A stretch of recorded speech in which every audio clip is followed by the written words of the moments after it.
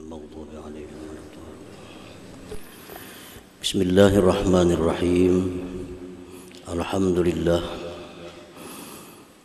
الحمد لله الذي أعز وأذل من شاء، أعز من آمن واتقى، وأذل من كفر وعتى. أشهد أن لا إله إلا الله وحده لا شريك له رب الأرض والسماء، وأشهد أن سيدنا محمدا عبده ورسوله سيد الرسل والأنبياء. اللهم صل وسلم وبارك على سيدنا محمد إمام الأتقياء، وعلى آله وأصحابه وذريته وأتباعه إلى يوم الجزاء. أما بعد.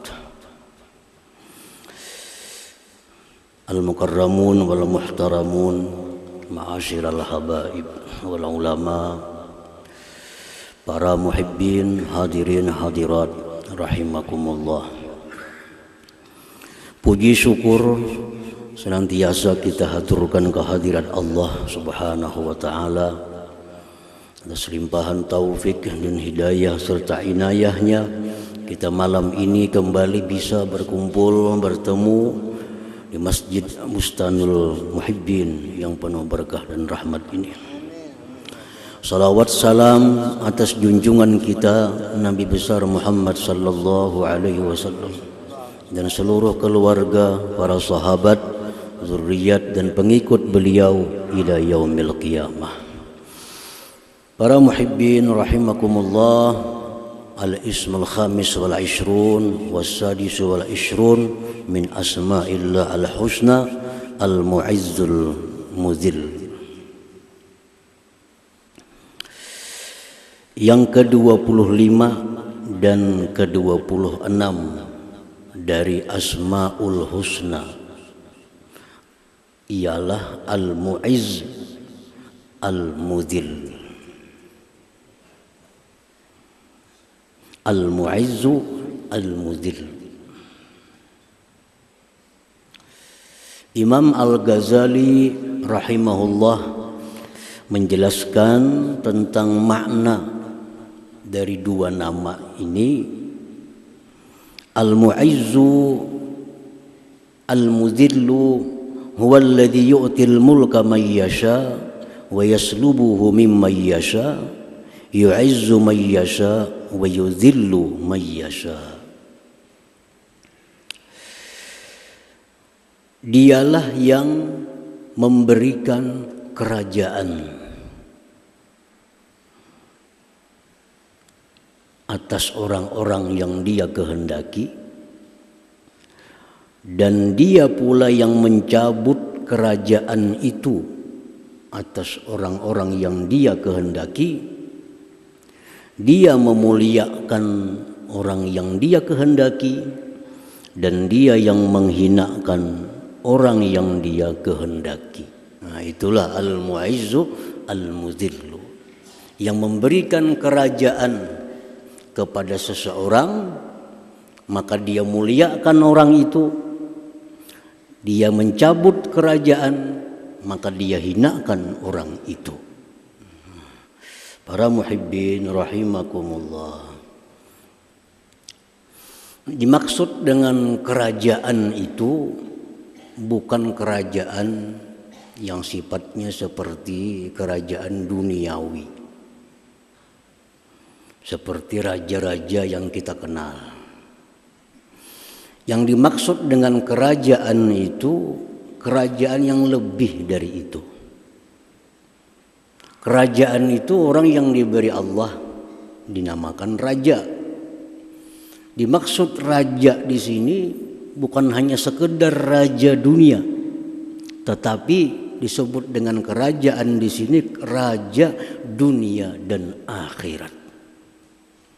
Nah, orang yang Allah muliakan itu orang yang diberi Allah kerajaan dunia dan akhirat. Orang yang Allah hinakan itu orang yang dicabut kerajaan dunia dan akhirat. Jadi pengertian raja itu bukan hanya sekedar raja di dunia, tapi kedua-duanya raja dunia dan akhirat. Para muhibbin rahimakumullah. Al-malikul hakiki man rafa'ahu Allahul hijab an qalbihi fasyahadallahu ta'ala wa razaqahul qana'ah hatta staghna biha an khalqihi wa qawwahu ala qahri sifati nafsihi walladhi atahul mulka wa a'azzahu fid dunya wal akhirah. Nah, bagaimana orang yang diberi Allah kerajaan dunia akhirat ini? Orang yang diberikan Allah kerajaan dunia akhirat itu orang yang diberi Allah 3 hal. Apabila 3 hal ini diberikan Allah kepada hambanya, maka hamba ini menjadi raja dunia akhirat dan dimuliakan Allah dunia dan akhirat. 1, Allah berikan dia rafa'ahul hijab an qalbi. Allah angkat dinding hatinya sehingga dia hatinya itu bisa menyaksikan perbuatan Allah Subhanahu wa ta'ala pada tiap-tiap sesuatu. Nah, itu pertama.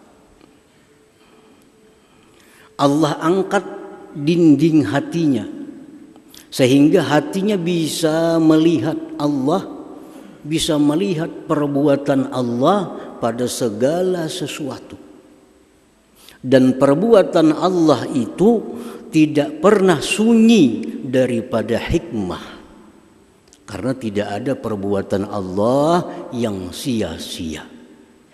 Nah, pertama itu, selama ini kita memandang sesuatu itu manusia, kita pandang mata itu manusia, pandangan hati pun itu adalah manusia.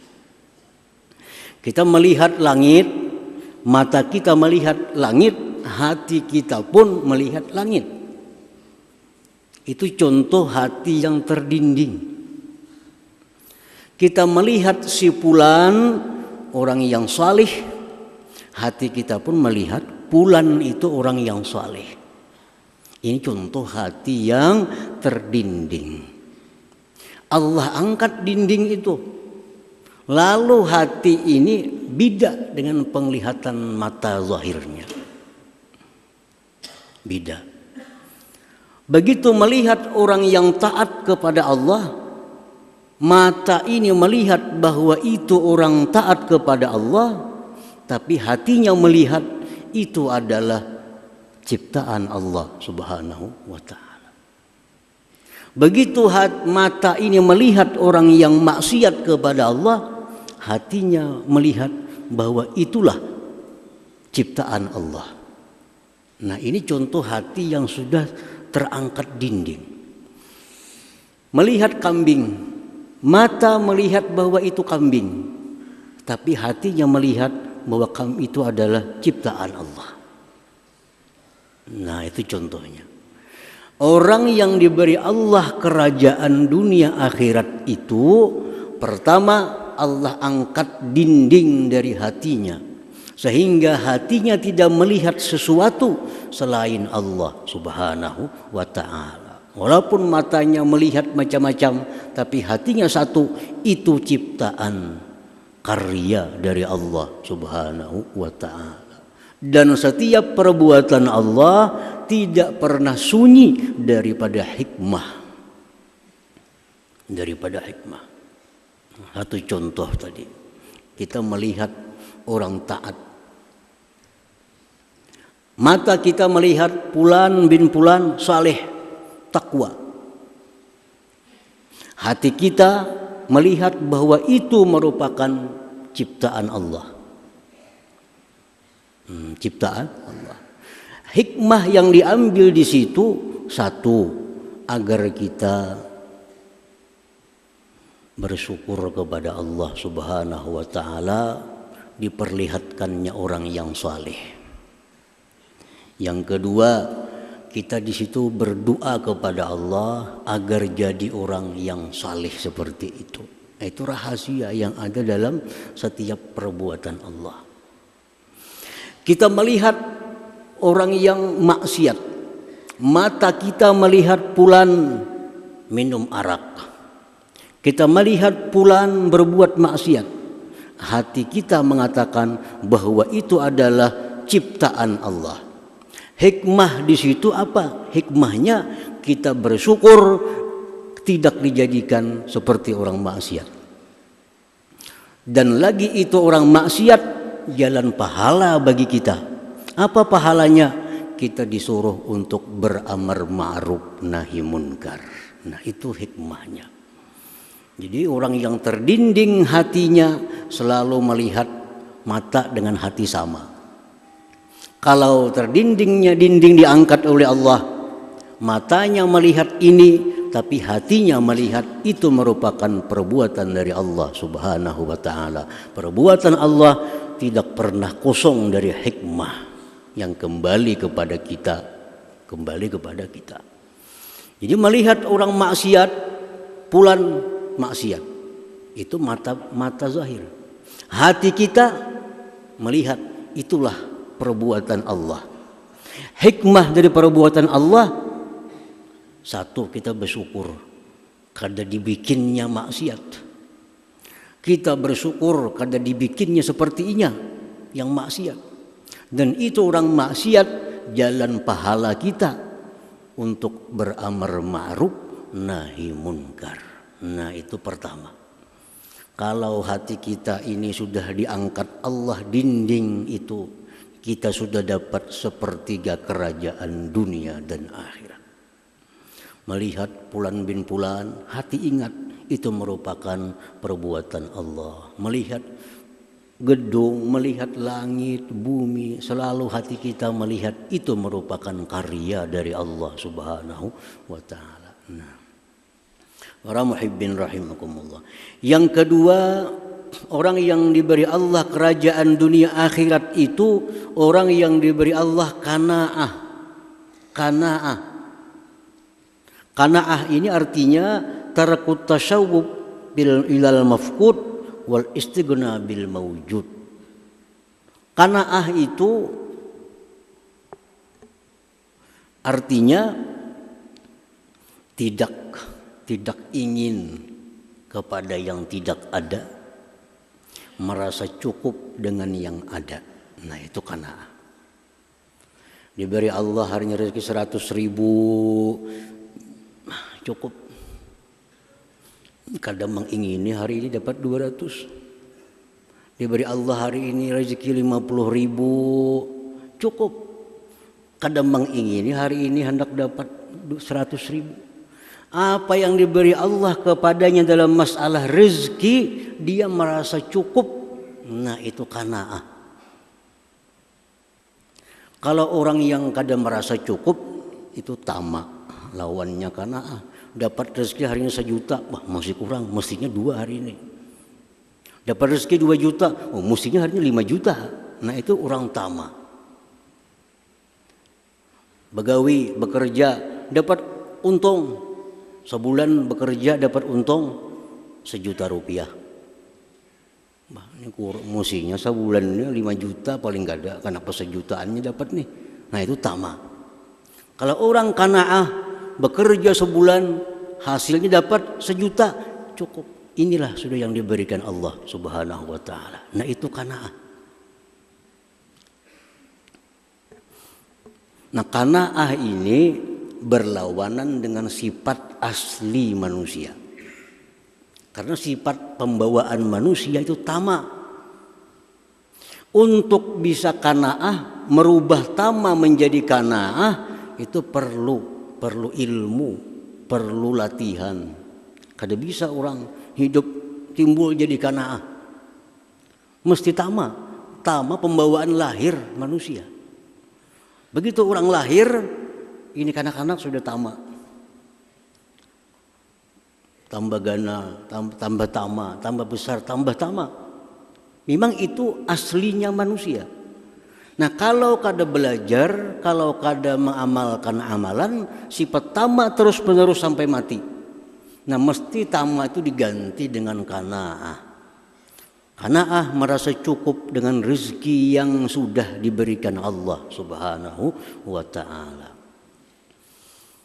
Nah, para ulama menerangkan kepada kita supaya kita bisa qanaah ini kayak apa caranya. Supaya bisa qanaah. Karena kalau kita dapat qanaah, kita dapat sepertiga kerajaan dunia akhirat. Ujar para ulama, supaya dapat qanaah itu yang pertama al-ilhah bid du'a. Sering-sering berdoa kepada Allah. Allahumma rzuqnil qanaah. Ya Allah berikan aku qanaah. Berikan qanaah. Orang hidup kaya miskin itu tergantung hati. Tergantung hati. Banyak orang kaya hati miskin. Banyak orang miskin hati kaya. Nah, orang yang miskin tapi hati kaya itulah qanaah. Merasa cukup dengan apa yang diberi Allah, rumah demikian cukup. Apapun rezeki dia merasa cukup diberi Allah. Nah, berdoa lawan Tuhan. Ya Allah, berikanlah hamba sifat qanaah, berikanlah hamba sifat qanaah. Rancak-rancak seringkali berdoa dengan qanaah itu. Nah, kemudian lagi supaya kita bisa qanaah itu al-iman bi annal arzaq muqaddarah maksumah. Percaya bahwa rezeki sudah ditakdirkan Allah, sudah dibagi Allah. Mesti percaya. Kita ini punya rezeki selama hidup dalam dunia sudah ditakdir Allah. Dan sudah dibagi. Kada bakal kalahin rezeki kita. Rezeki orang lain kada bakal ke kita. Percaya itu. Kalau Allah menjatahkan kita di alamul zarrah, alamul arwah. Allah jatahkan rezeki kita selama hidup dapat 10 miliar. Umur 60 tahun mati. Nah, diberi Allah rezeki 10 miliar. Itu 10 miliar pasti datang kepada kita. Kada akan kurang, kada akan lebih. Nah, kada akan bertambah dengan tamak, kada akan berkurang dengan qanaah. Rezeki yang 10 miliar itu. Kalau kita dijatahkan Tuhan rezeki 10 miliar. Nah, kayak apa Tuhan cara mendatangkan 10 miliar itu kepada kita? Tuhan yang mengaturakan caranya. Tuhan yang mengaturkan caranya. Dibukakan Tuhan hati kita untuk berkebun. Nah, berkebun kita. Berkebun dapat hari ini dapat 1 juta. Nah, 10 miliar kurang 1 juta sudah. Dari jatah kita. Dibukakan pulang hati oleh Tuhan kita untuk beternak. Maka beternaklah kita. Dari peternakan 3 bulan dapat 1 juta. Nah, 10 miliar kurang 1 juta. Kurang 2 juta. Bila habis 10 miliar mati. Mati. Mau kada mau. Nah itu sudah dibagi oleh Allah. Kada akan bertambah dengan mati-matian bercari. Kada akan menambah, mengurangi orang diam di rumahnya. Nya diam di rumah, kada sing keluaran, kada berkurang. Tetap akan sampai kepadanya 10 miliar. Kalau itu sudah digariskan oleh Allah Subhanahu wa ta'ala. Cara penyampaiannya Allah yang akan mengaturnya sedemikian rupa. Nah, mau kada berdagang ya kayak apa nak dapat duit. Nah itu urusan Allah. Allah kena membuka hati kita. Dengan Tuhan berdagang. Nah, berdaganglah kita. Dagang dapatlah untung kita. Itulah rezeki kita. Nah, jadi jangan risau. Urusan rezeki jangan risau. Masing-masing orang sudah dijatah oleh Allah dan pasti sampai kepada kita dengan cara sampainya diatur oleh Allah Subhanahu wa ta'ala. Ada orang diberi Tuhan rezeki 10 miliar, umur 60 tahun. Umur 60 tahun. umur sudah 50 tahun. Kada pernah berduit semiliar lagi. Tapi pada ilmu Allah, orang ini dapat 10 miliar, kada mati bila kada dapat 10 miliar. Umur 60 tahun diberi Tuhan. 50 tahun dah umur, belum semiliar lagi bisa duit. Umur 55 tahun, belum semiliar lagi bisa duit.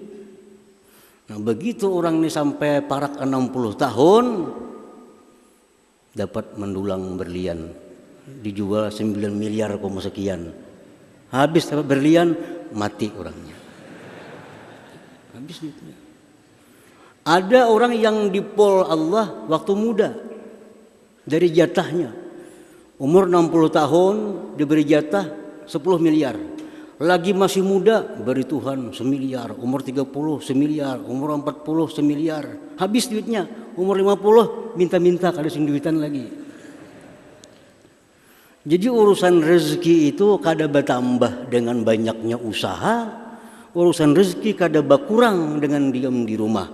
Sebab sudah ditakdirkan oleh Allah, dibagi jatah oleh Allah. Cara penyampaiannya kepada kita diatur sedemikian rupa oleh Allah Subhanahu wa ta'ala. Nah itu qanaah. Yakin itu. Yang ketiga caranya qanaah itu supaya kita bisa an-nazar ila man huwa aqallu minhu fir rizq, memandang orang yang di bawah kita. Kita penghasilan berapa? 100.000 sehari. Supaya rasa puas 100.000 ini, lihati tetangga 50 lagi sehari dapat. Asa puas 100.000. Lihati sebelah kiri kan berapa hasil sehari? 30.000. Wah banyak 100.000. Jadi pandangi orang-orang yang rezekinya di bawah dari kita. Pandangi itu. Kalau kita memandang orang yang rezekinya 1 juta, 2 juta, wah hidup kita kadang mau qanaah, selalu mencari hendak kaya orang itu.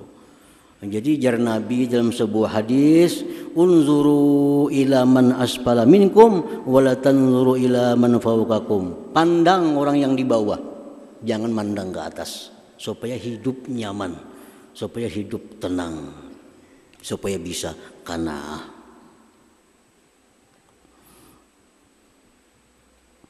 Nah itu cara supaya dapat qanaah. Nah kalau sudah qanaah ini kita dapat, berapa diberi Tuhan hari ini, alhamdulillah cukup puas. Diberi Tuhan isok sekian, cukup puas. Nah, apa faidahnya orang yang bersifat qanaah ini? Satu faidahnya, nailu mahabbatillah, dia dapat tital kekasih Allah. Nah, kasih Allah. Yang kedua, orang yang bersifat amanah ini tanda sempurna iman. Tanda sempurna. Ini orang sempurna iman. Imannya sudah yakin rezeki kada bertambah dengan tamak, rezeki kada berkurang dengan qanaah. Yang ketiga, orang qanaah itu ya'isu hayatan thayyibah, hidupnya senang. Orang qanaah hidupnya senang, kada susah. Kenapa? Karena dia merasa puas dengan yang sudah diberikan Allah Subhanahu wa ta'ala. Selanjutnya lagi orang yang qanaah itu tajribul mahabbah bainan nas, dia menarik simpati orang. Orang bersifat qanaah ini disukai orang, disukai manusia. Kawan-kawan suka kalau kita bisa kawan nang qanaah ini. Coba kalau kawan kita ini tamak, kita yang susah. Nah kalau kawan kita qanaah, semua orang suka orang qanaah. Sebab apa? Karena ia merasa cukup dengan apa yang diberi Allah Subhanahu wa ta'ala. Dan lagi orang yang qanaah itu terhindar daripada dengki kepada orang lain. Maulah dengki orang qanaah. Seorang dapat 100.000, alhamdulillah 100.000. Sebelah dapat 1 juta, kada apa-apa. Aku sudah cukup 100.000. Coba kalau orang tamak, dapat 100.000, sebelah orang dapat 1 juta, wah sakit hati. Berusaha berhimat, kayak apa cara supaya dapat 1 juta. Dapat 1 juta, orang dapat 2 juta, sakit hati pulang. Sampai mati sakit hati aja. Ini orang yang dalam dirinya ada sifat dengki. Kenapa dengki? Karena tamak, kada mau qanaah. Coba qanaah, kada akan ada dengki itu. Nah, para muhibbin rahimakumullah. Yang ketiga, Allah kuatkan dia untuk mengalahkan sifat-sifat yang ada pada dirinya. Nah, 3 hal. 1, diangkat Allah dinding hatinya. Yang kedua, diberi Allah qanaah. Yang ketiga, Allah kuasakan mengalahkan nafsunya, sifat dirinya. Maka orang ini orang yang dianggap oleh Allah raja dunia dan akhirat sudah. Raja di dunia dan raja di akhirat. Orang yang kawa bisa mengalahkan sifat dirinya itu contoh. Sifat diri ini pertama jahil. Kada ada manusia lahir alim tuh kada ada. Lahir jahil. Jahil bawaan dalam parut jahil. Nah, orang yang diperkuat Allah mengalahkan jahil ini dia menuntut ilmu. Nah, aku kada tahu ini menuntut ilmu sampai dia bisa menghilangkan jahil dalam dirinya. Itu pembawaan diri. Yang kedua, sifat diri ini al-bukhlu, kikir. Kakanakan tuh papainannya dijapa aja sariknya. Kakanakan tetukarakan memuturan, tukarakan menikah. Isinya hanya dijapai ada sariknya. Memang itu sifat asli manusia, kikir. Kadang-kadang manusia hidup langsung jadi pemurah, pasti kikir. Nah, untuk mengalahkan kikir ini supaya jadi pemurah itu perlu ilmu, perlu latihan. Nah, jadi yang asalnya jahil jadi berilmu, yang asalnya kikir jadi pemurah, yang asalnya sombong jadi tawadhu, yang asalnya dendam jadi pemaaf. Nah, orang yang bisa mengalahkan dirinya itu berarti dia sudah dapat lagi 1/3 kerajaan dalam dirinya. Nah, jadi kalau kita ini sudah bisa macam itu, kita jadi raja. Siapa nama dah akan raja? Allah Subhanahu wa taala. Kalau Allah mengatakan bahwa kita raja, kita mulia dunia akhirat. Nah, Allah berikan kerajaan kepada hamba yang Dia kehendaki, tapi bisa Allah cabut kerajaan itu bagi orang-orang yang Dia kehendaki. Nah, para muhibbin rahimakumullah. Jadi selama ini kita melihat sesuatu zahir batin kita sama karena hati terdinding. Jadi hati menuruti mata. Mata melihat itu kambing, hati pun kambing. Nah, mata melihat sapi, hati pun umpat sapi. Karena hati kita buta, terdinding.